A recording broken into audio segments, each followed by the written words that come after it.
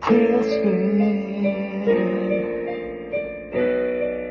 goes round, goes round.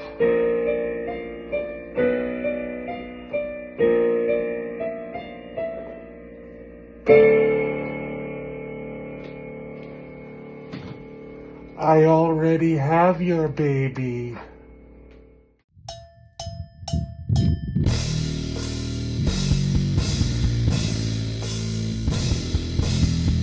A few years ago, I set a goal for myself where I would watch this movie and dissect it in a scholarly fashion. Try and crack the Thing's code. I think I did. I Okay. think I found what was going on here, but you'll have to wait till the end of the episode to find out. All right. I'm surprised that you didn't end up like Sam Neill in The Mouth of Madness. Who's to say I didn't? It was a long, perilous path. Well, anyways, welcome back to Bottom of the Barrel. Hi, I'm Jeff. And I'm Ben, and we're scraping the bottom of the barrel to come up with the best worst movies that we can think of. Because, like us, you may take great pleasure in that for whatever reason. So, Jeff, why don't you kick us off with one of your all-time favorites, the movie that we are discussing today? Oh, boy. I mean, let's just get right into it. So the first thing you're going to see when you put on Things is the title card. This will raise the first of many, many thousands of questions you have about this movie. This title card is going to look really familiar to you. It's going to be a familiar font and a familiar word. And what I'm trying to say is, if you superimpose the word stranger on top of the word things, you would have the title card of Stranger Things.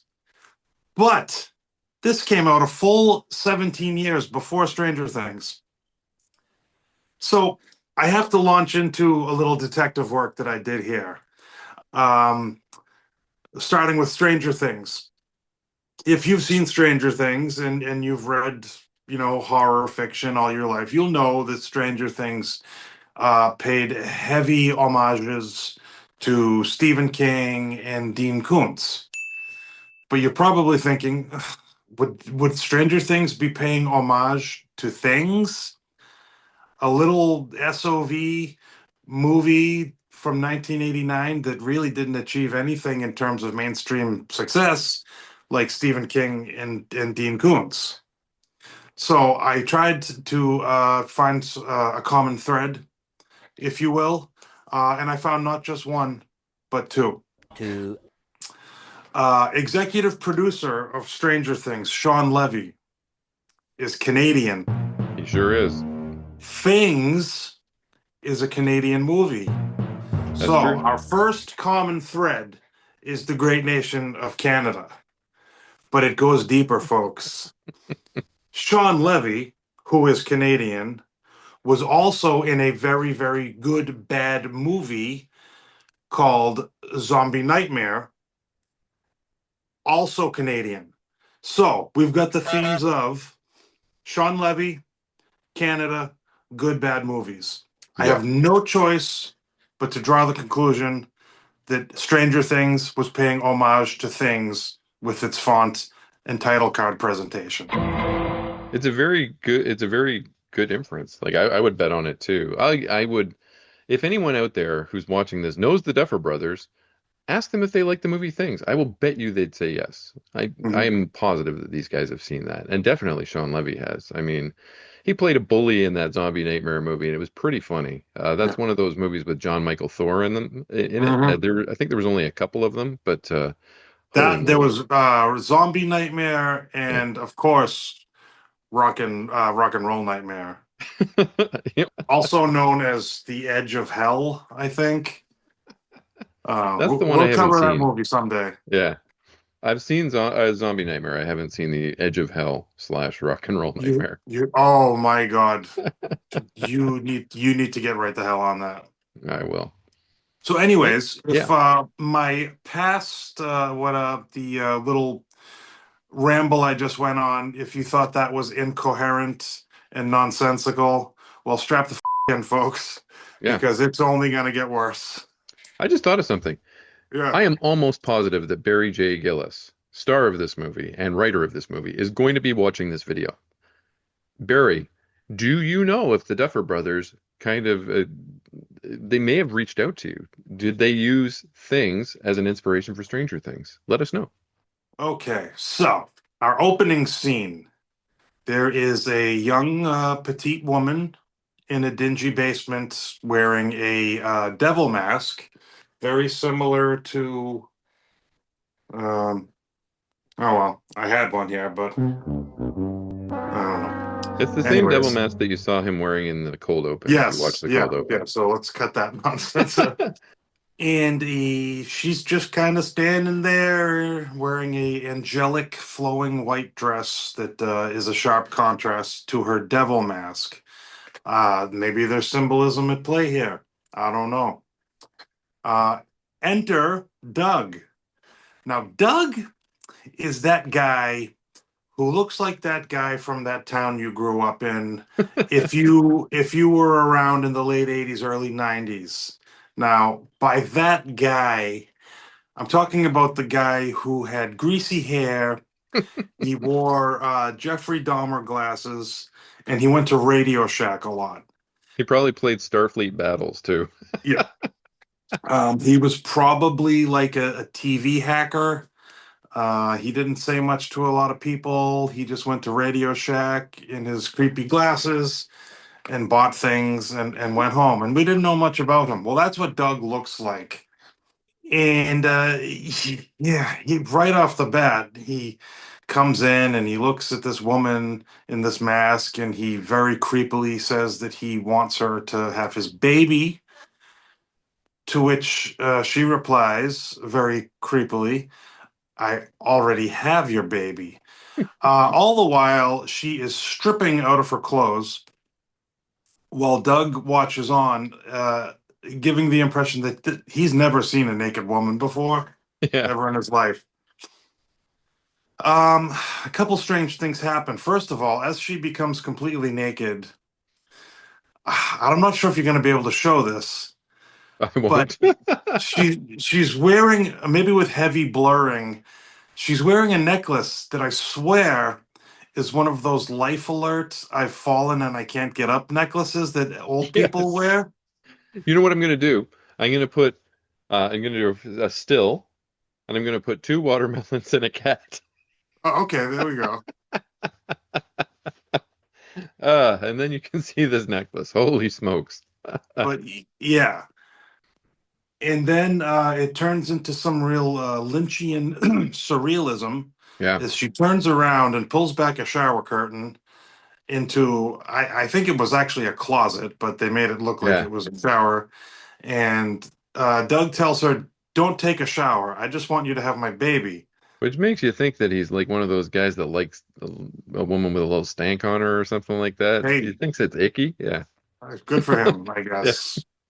Well, he doesn't get that. But she pulls a little crib out of the shower and brings it over to him, and he does some real creepy baby talk to what we assume is a baby in the Like Oogie crib. Boogie, Oogie Boogie or It something was like like the that. Oh, coochie shit. Oh, coochie, coochie, coochie. And the baby does what probably every baby wants to do when a greasy and unstylishly bespectacled man gets in their face and insults their intelligence with that manner of gibberish. The baby is a vile creature and bites Doug. I think bites his hand off, but yeah. whatever, bites him really bad. Hmm. So if you were assuming that that was a dream sequence, you were correct. Yeah. If you were assuming that at the end of that dream sequence, the film would then segue into something less fever dream like and more sensical, you were wrong because it continues to go off the rails from the get go. Doug wakes up on his couch, Yeah. and I can understand sometimes you wake up from a nap, you're a little disoriented. That's the main reason I don't take naps. But Doug gets up from his couch and walks around his own house like he's never been there before. And I I'm of the belief that if there was any intent behind the making of things, it was to make a fever dream into a movie. Okay. Lots of strange things happen. And as Doug is walking aimlessly around his kitchen, randomly opening cabinets, Yeah. he finds a prescription pill bottle in the cabinet with the teacups. Yeah. Why are they hiding their medication? Who are they hiding it from? Well, I think that's something that would happen in a dream or Mm, like a fever okay. dream. Yeah. Things in places they're not supposed to be. Stranger things in places. So now we see the story gets a little heavy. We learn about the tragedy of Doug's life and his ailing wife, who is bedridden in the midst of a troubled pregnancy. He Yes. brings her the pill. She says she feels like she's going to die, all this and that, whatever. So he gives her the pill, and then the filmmakers decided it was a good time to roll the title card again and give us the longest, slowest opening credits scene I think I've ever seen in a movie. The thing's theme is playing in the meantime, and it's like a Casio keyboard kind of music, and it's by a guy who calls himself Strychnine. Yeah. Now, I had me and all my cousins and all my friends, we all had this one particular keyboard when we were little kids in the 80s. I think it was Casio. Yeah. It had like 30 keys, but I can still remember the sounds it made. Like if you hit the demo button, Hmm. you'd get a little clicky drum beat with it sounds exactly like what everything we've heard so far was set to.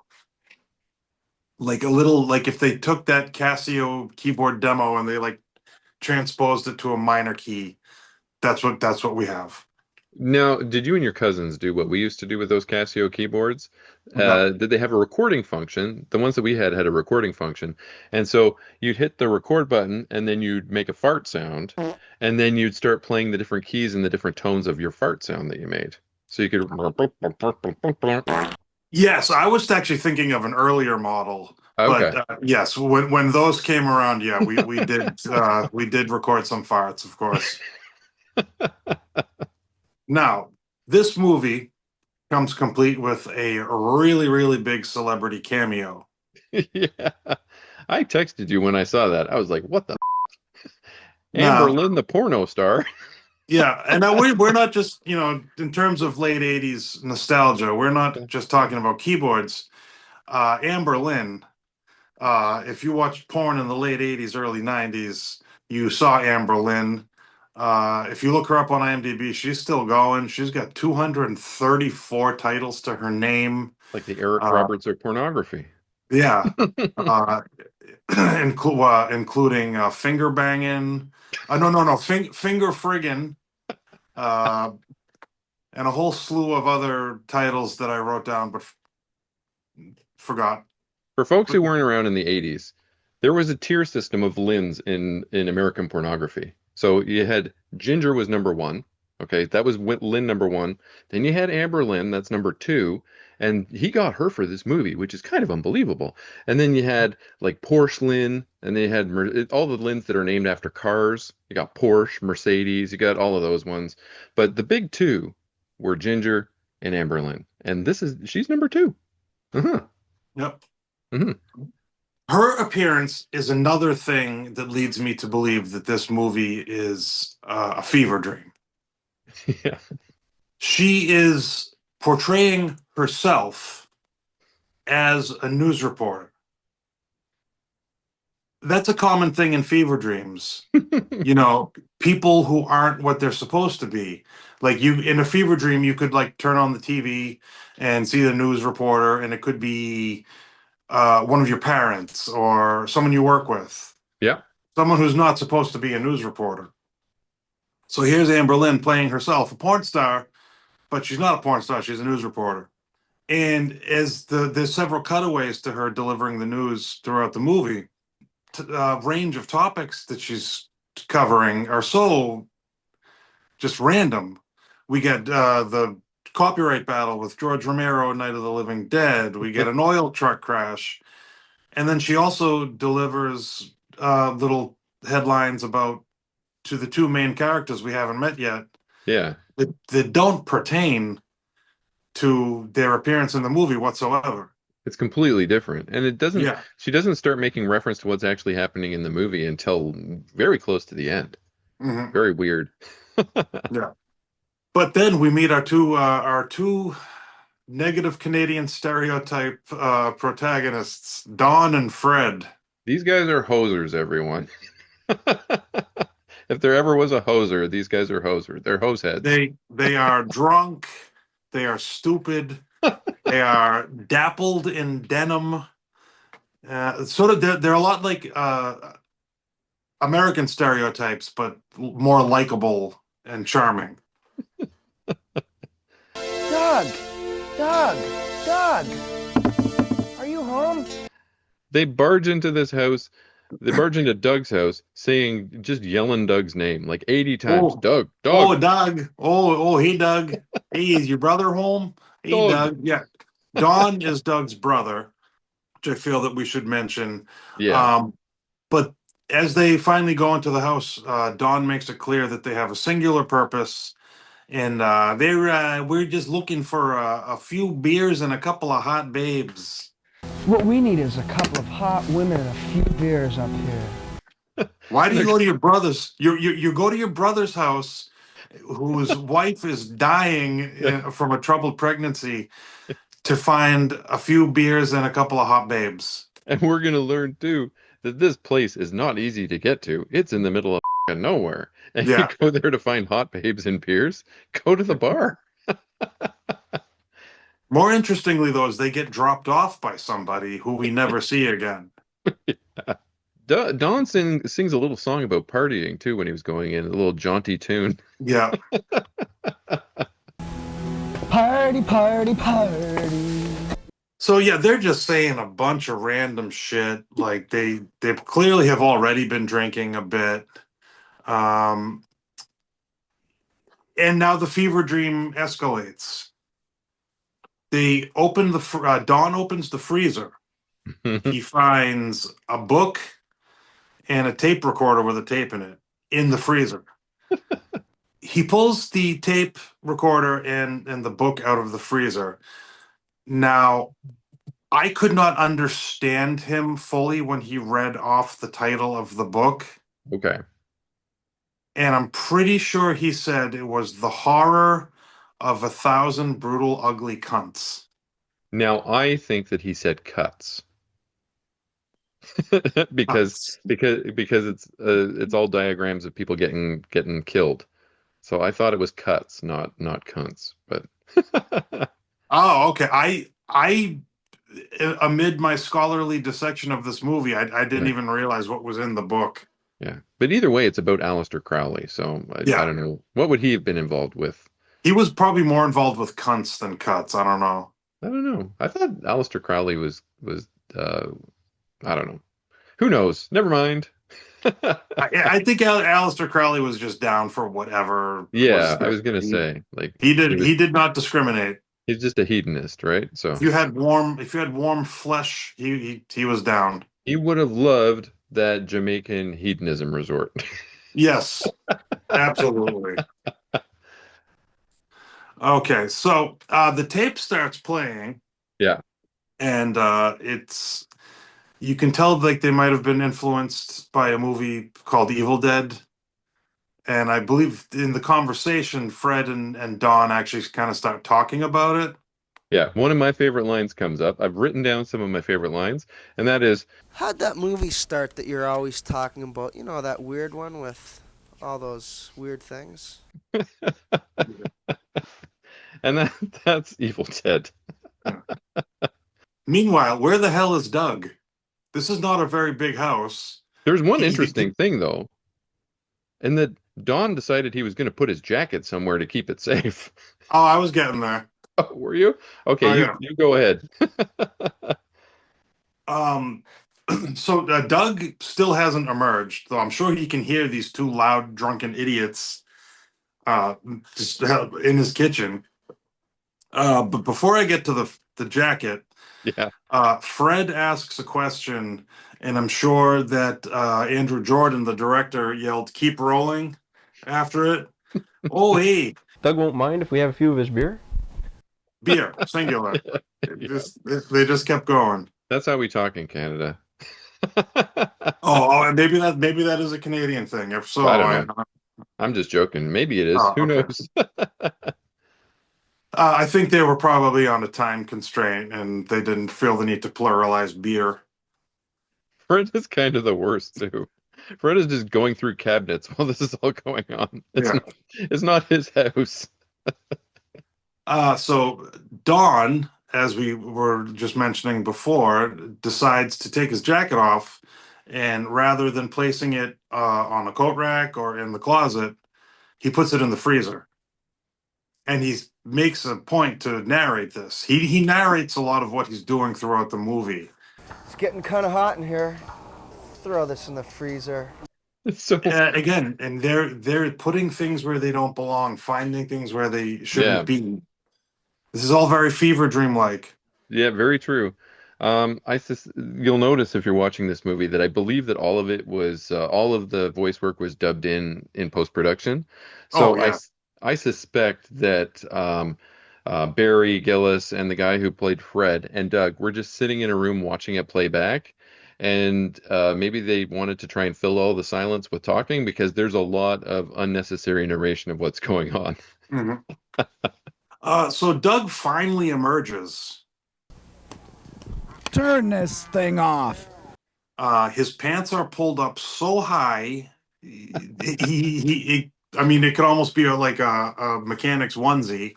This is Steve His Urkel. his long, accentuated ass is right in the shot. He's like the main thing you see. And he yells loudly at his brother and Fred to turn the tape recorder off because his wife Susan is trying to sleep. Now, But this is where Doug started reminding me of a Canadian Tourette's guy. Now, I don't oh mean yeah, for the folks at home. If you were around in the early internet, in the very early 2000s, there was a character named Tourette's guy. I'm not talking about the guy with Tourette's who said the N-word at the Oscars recently. I'm talking about Tourette's guy. So he's kind of a bespectacled, thinning-haired guy who just says random stuff all over the place. And that's what it, in a certain way, like a, I used your Colgate shit. turn, shit, Bob Saget, like all Yeah. that kind of stuff. I used your toothpaste with the tartar control, and it made me feel like a piece of shit. And Doug feels like that guy to me. My favorite was tonight on Unsolved Mysteries. Who gives a shit? My favorite was pissing out the window and shitting out the window are two different things. Well, that was an unexpected sidebar. Yeah, we have lots of sidebars. It's fun.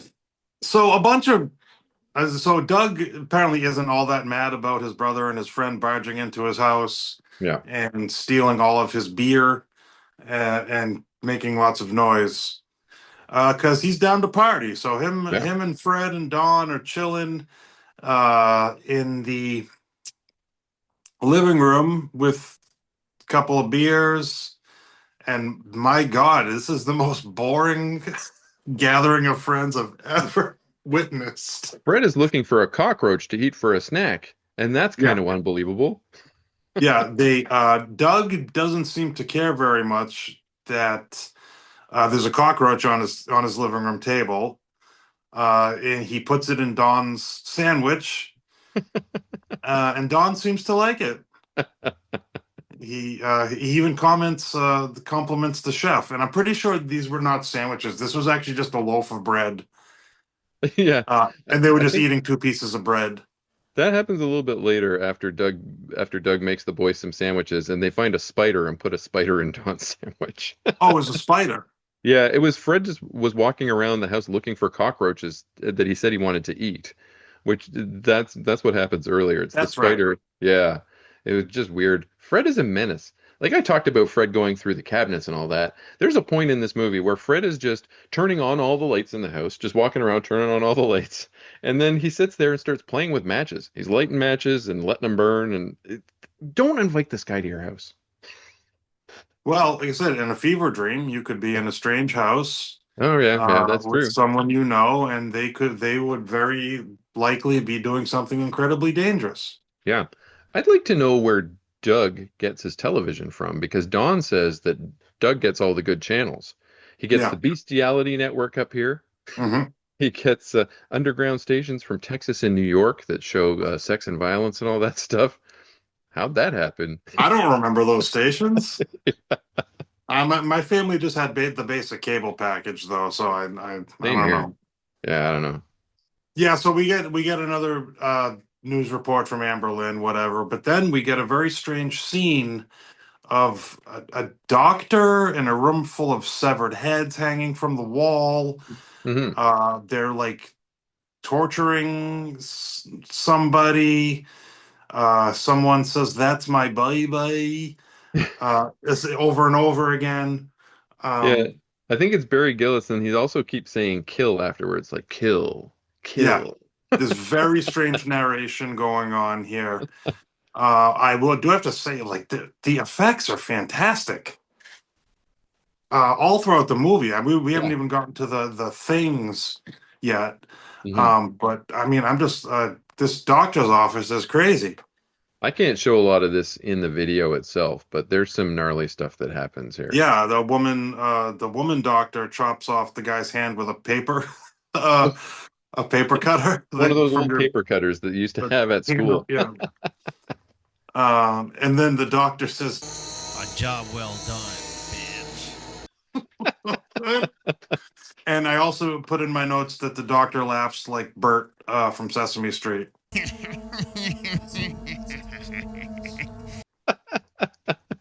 They pull the poor fellow's eyeball out too. Yikes. Yeah, there's a lot of gnarly shit going on in that room, and I And loved it. the So eyeball you when they probably, pulled when they pulled the eyeball out, it made one of the squishiest sounds that I've ever yeah. heard too. I don't know if there was somebody was chewing gum and going like that or something. It was gross. All So right. you're probably wondering what was the point of this scene. Well, the story is taking shape, so you just be patient. So back at Doug's house, Fred is saying. Should have taken Wally's advice and gone back home with him. So I'm guessing Wally was the person that dropped them off. I can't imagine why Wally didn't want to come in and Yeah. party because I mean these three guys and the dying pregnant woman in the other room, they're having a hell of a time. Although Fred does not like the chairs. He thinks the chairs are terrible. No, no. We learn that there's a dog in the house all of a sudden. Spoiler alert and content warning. The dog does not live to see the end of the movie. But it's done in such a way that I highly doubt it could be triggering. No, and I can't show it either way. So Okay, so we already covered the spider and the bread, and yeah, Doug finally goes. this is where Tailspin starts playing for the first Yeah, time too. and this is where we first hear the earworm that is Tailspin. We contacted a musician we know to do a little piano cover of Tailspin at the beginning of this episode. He didn't do much. His rates were too high. He's obviously far too talented for the likes of us. So And he wouldn't we did the perform it best we nude could. either. Yeah, he wouldn't. Thank God. So finally, Doug decides to go check on his dying wife, and she's bleeding through her sheets. Now, I'm not sure if he saw this or not. It doesn't seem like he does, Yeah. but a creature pops out of her belly with nasty, nasty teeth and lots of blood. Yeah. But I think Doug already left the room before that happened. Oh, I didn't notice that. But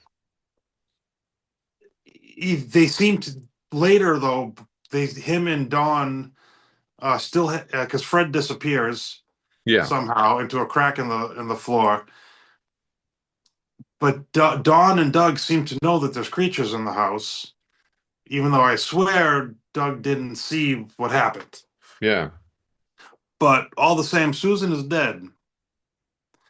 And very shortly after, the creature that crawled out of Susan eats the dog. We missed one of my favorite lines in there though, and it is when Don is not too impressed with Doug's beer. And he says, and I quote, Yeah, that beer's cow shit. Must have came from a well in West Africa. and then he goes ahead and fills his beer bottle with tap water and goes off and drinks that.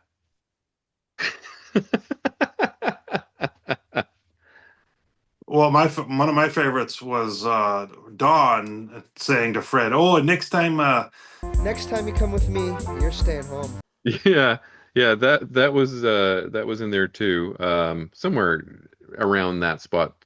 They were also watching a movie called Groundhog's Day Massacre on the old black and white TV, and they were doing like a Beavis and Butthead commentary over it, like oh, this movie's so stupid. Oh, this is so stupid. Oh, I hate this movie. Oh, it's so stupid. Like just over and over again. Crazy stuff. So then we get another cutaway to Amberlynn reading the news about George Romero and the copyright battle over Night of the Living Dead. Then Doug and Dawn are having a little brother time at the kitchen table. We start to learn kind of what's going on here as Doug explains that the baby was not his. They went with an artificial pregnancy or whatever you want to. I think that's what he said. Yeah. I don't know if artificial pregnancy is the medically accurate term. He explains that there was an experiment. And this is all like the dog had just been eaten and slaughtered by an animal in the next room. I guess they didn't hear this. Yeah. And Fred disappeared. Yeah. Oh, yeah. Also, I forgot. Yeah, I mentioned that Fred suddenly disappears, and they just kind of say, "Oh, wow, he must have fallen through. He must have fallen through a crack in the floor or something." So anyway, Fred's nowhere to be seen. We don't know where he is. Yeah. So if you were still with this movie and you're using your brain here, you might figure that crazy doctor's office we saw a few scenes ago, where they were chopping people apart, might be the office of the doctor who performed this artificial pregnancy on Susan. That's what I thought. Dr. Lucas was the guy. That's what I thought. Yeah. And as you can only expect in a movie like this, the power goes out, the lights are out. Hey, what happened? The lights went out. Right after he tells the story about what happened with Susan and Dr. Lucas, Barry Gillis's character, Don, decides to counter that. You'd think that, okay, now I'm going to bare my soul to you, but instead he tells a story about a Scottish boy named Harold who was bullied for being both too fat and too thin, and ends up getting monster powers and eating his bullies. Yeah. A serpent from hell bursts out of Harold's dead body and eats every torso in town. Just the torsos. Yeah, I meant to research that to see if they were talking about an actual like weird fiction tale that actually exists, but I forgot. And right after he tells that, Doug yells, Ease the tension, you damn bastard! That's another one of my favorite lines. Ease the tension, you damn bastard. There's so many great. Mm-hmm.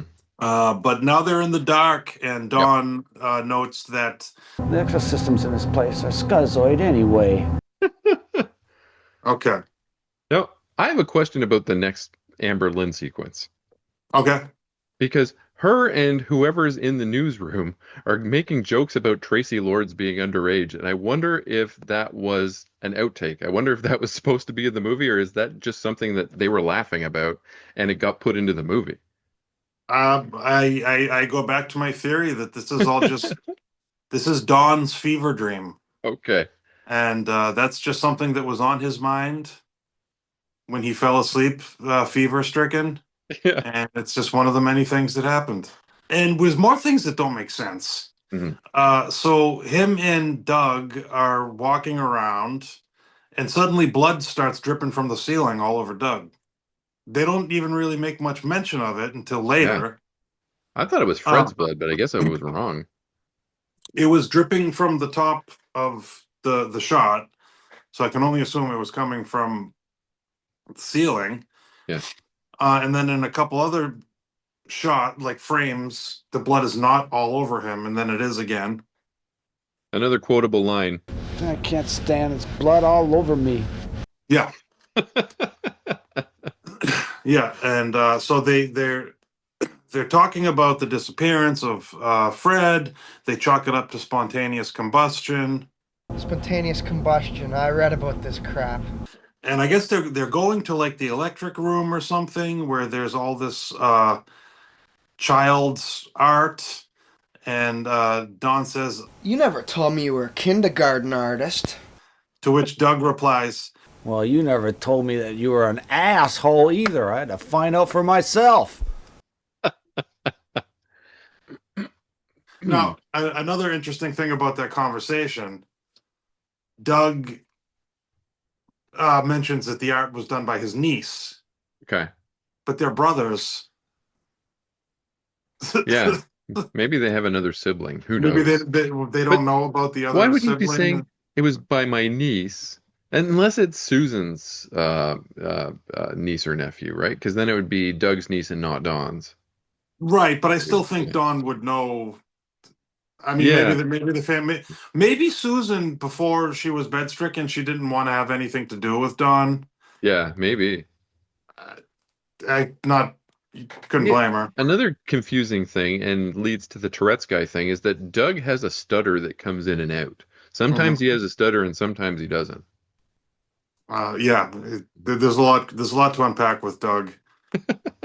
So in the jumbled mess of scenes that follows, the next thing I had in my notes is like, they just need some booze.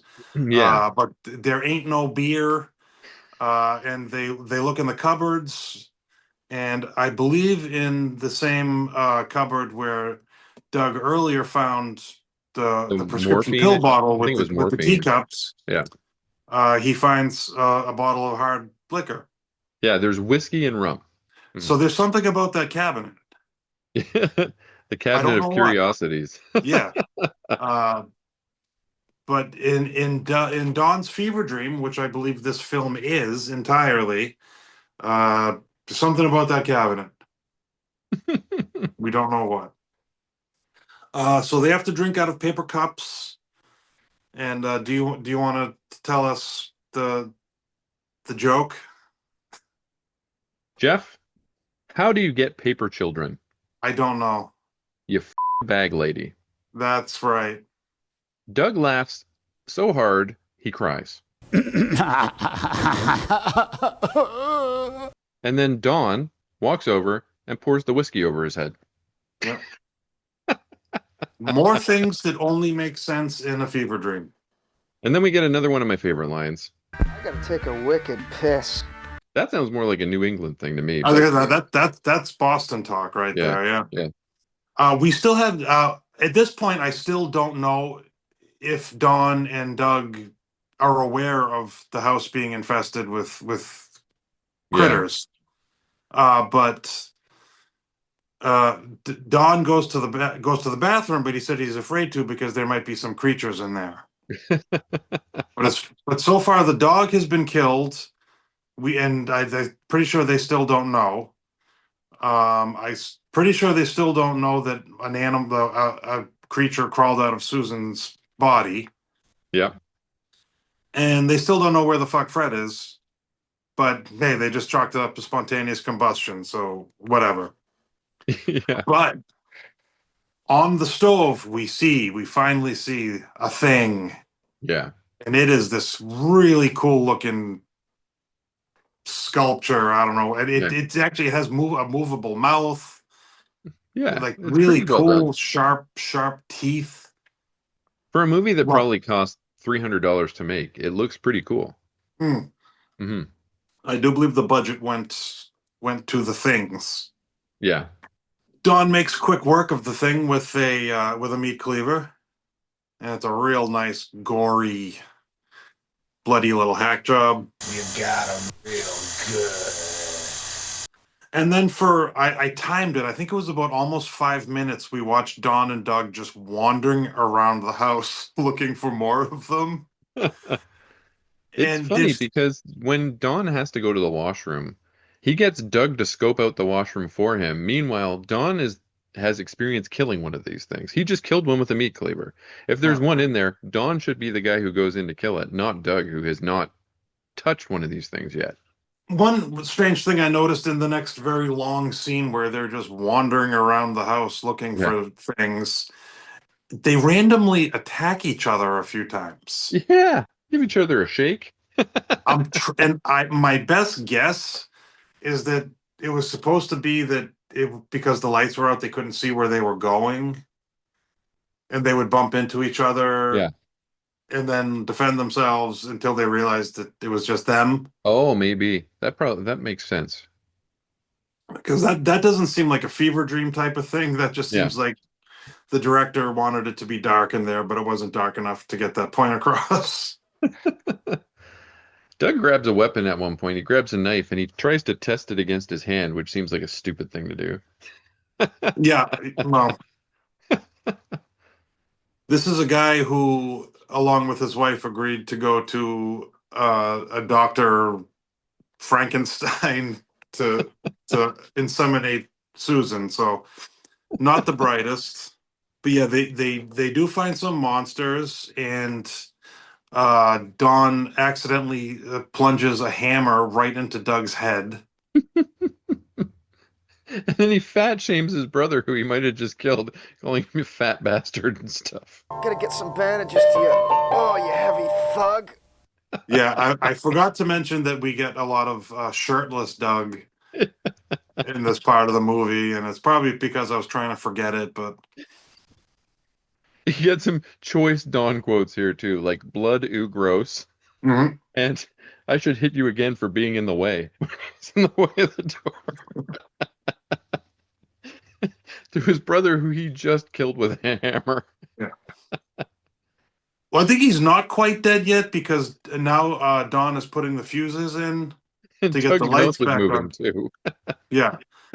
And Doug's hand gets bitten off by a thing. Mhm. Then there's this great cauterization sequence. And then Doug dies after his hand gets cauterized with. I don't even remember what it was that they used to do it, but I don't remember either, but I do know that the prop arm catches on fire. yeah, fully ablaze. Don's not done fat shaming his brother because as he's trying to carry him somewhere, he calls him a heavy puke. Oh, you heavy puke. Oh boy.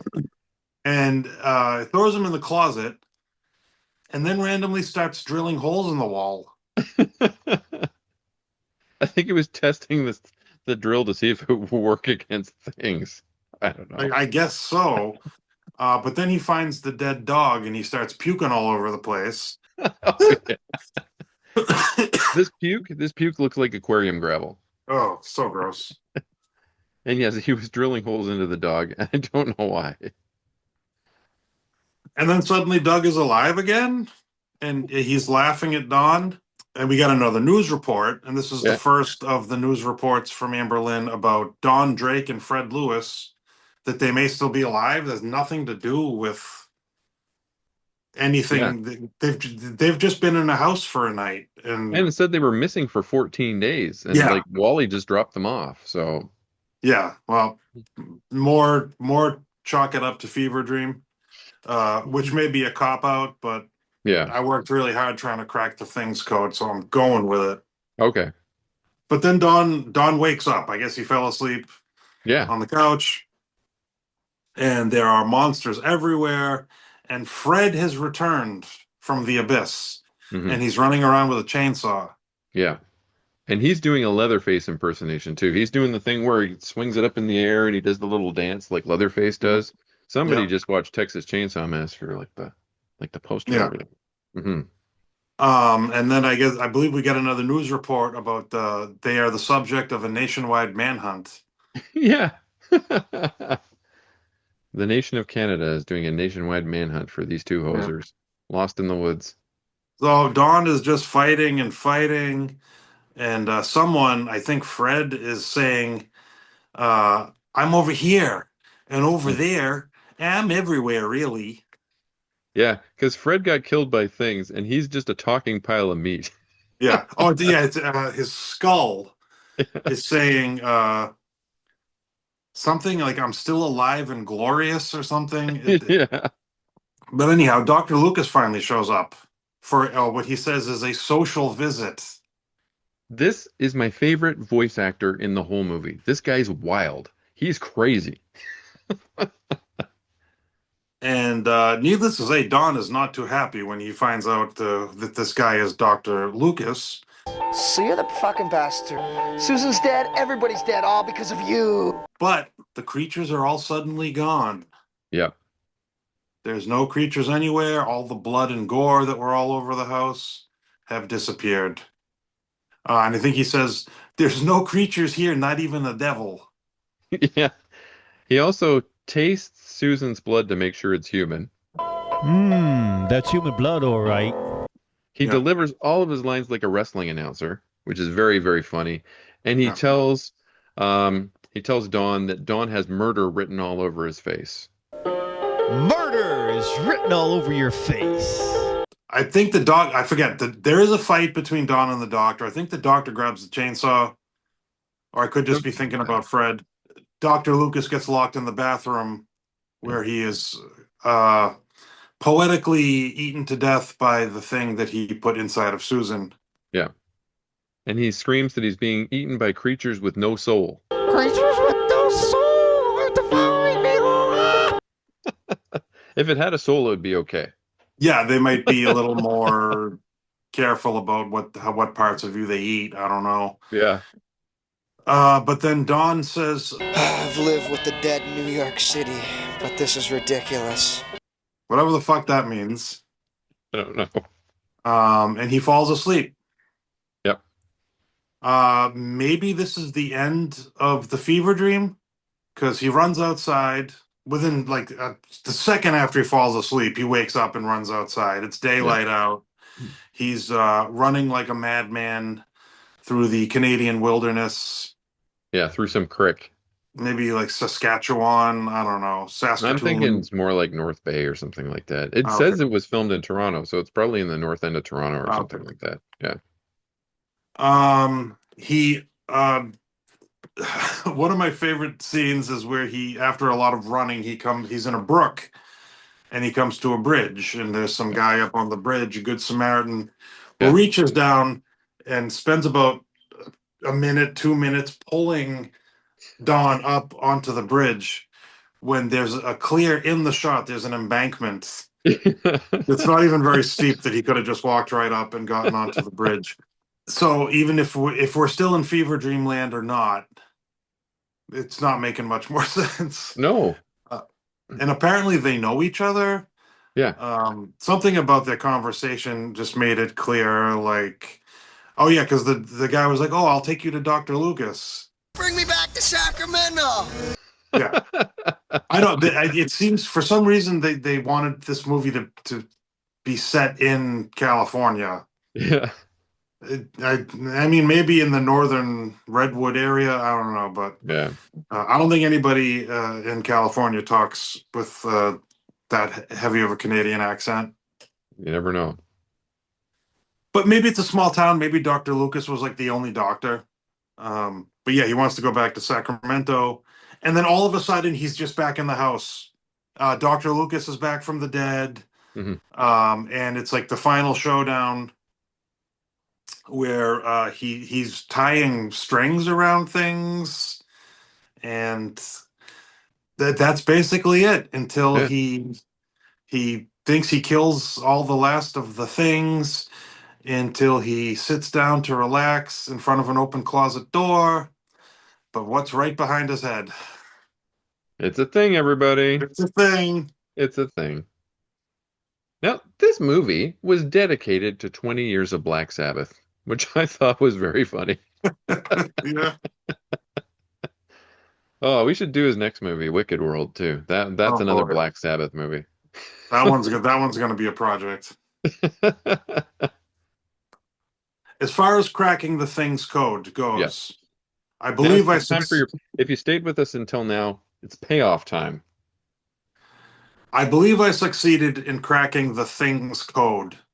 I just don't think it was as monumental or as David Lynchian as I'd hoped it would be. Simple explanation, and I'm probably not even the first person to come up with this, because Mhm. believe it or not, there are people out there who are big f***ing nerds like us who would dissect the movie things to try Yeah. to find out what it's all about. It's a fever dream. That's my conclusion. And in reality, that we don't really see any of in the movie. Mhm. It's my belief that Don is very concerned about his brother and his sister-in-law's troubled pregnancy. Okay. And maybe he had the flu or something, but he went to bed with a fever, and this is what happened. Okay. Maybe at the time, their form of artificial insemination was not proven true. He was worried about them making that decision. That's my guess. That is the thing's code. I have Okay. cracked it. I think that maybe Don ate a Popeye's spicy chicken sandwich right before bed. He's having a bit of a spicy dream, and he's going to wake up with his bed sheets full of shit. Definite alternative things code theory. There you go. It holds water. Yeah, like his shit. Water. So what do you give this movie out of 10, Jeff? It's the kind of movie that doesn't put all the cards on the table, keeps you thinking about it, brings you back for repeat watches. It can only be a 10 out of 10. Excellent. Now, this movie shows me that there are people out there that are far more Canadian than I am. And I appreciate that. I loved all of the wacky voiceover. I love all the stuff that happened. I would not invite Fred over to my house because Fred is a menace. But yeah, this movie is wonderful. I can't believe that I'd never seen it until now. And I also give it a 10 out of 10. Yay! Yay! All right, folks, that brings us to the end of our coverage of Things, and we hope you enjoyed it. We hope you enjoyed the unnamed musician in the devil mask playing the Tailspin song. It went out of my head for a second. I was thinking, I kept getting confused with the cartoon Tailspin and the song Tailspin. You know what I'm talking about? Yes. Yeah. Yeah. So I hope you enjoyed the unnamed musician playing Tailspin at the beginning, who is definitely not in the same room that Jeff is in now, based on the background of the things that you're seeing. And I hope you subscribe to both of our channels by clicking the subscribe button at the bottom of the video. Takes a couple seconds, costs you $0, and you can subscribe to as many people as you want. There's absolutely no limit. So if you do that, you can see all of the crazy stuff that we get up to on our channels, and we hope that you join us for the next one. It will be a wild one. Goodbye. Yes. Bye. Yes, bye.